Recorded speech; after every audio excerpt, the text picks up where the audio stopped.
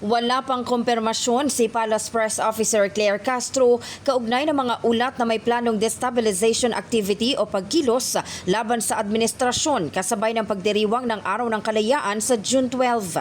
Ayon kay Castro, nasa mandato ng mga law enforcement agencies at investigating bodies ang pagberipika at pag-aksyon sa anumang illegal na aktibidad. Gayunpaman, sinabi ng opisyal na hindi na bago ang mga ganitong aligasyon dahil matagal na umanong may mga grupong nais may luklok sa kapangyarihan ang kanilang puon na anyay gahaman sa kapangyarihan bago pa man ang halalan sa taong 2028.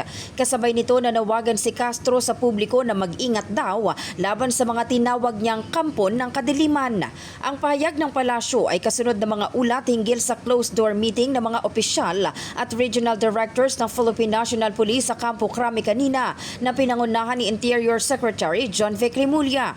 Pero paglilinaw ng PNP, wala silang natatanggap na validated intelligence report kaugnay ng umano'y planong pag-atake sa Malacanang o anumang banta sa pagdiriwang ng Araw ng Kalayaan. Ayon sa pulisya, hindi depensa ng Malacanang ang naging agenda ng pulong kanina, kundi ang seguridad para sa nalalapit na State of the Nation Address o SONA ng Pangulo, sitwasyon sa Senado at ang Safer Cities Initiative ng DILG. Dagdag pa ng PNP, bagamat regular ang pagtataas ng alerto tuwing may malalaking okasyon, mananatili silang alerto, handa at nakadeploy upang matiyak ang ligtas at maayos na pagdiriwang ng Araw ng Kalayaan sa buong bansa.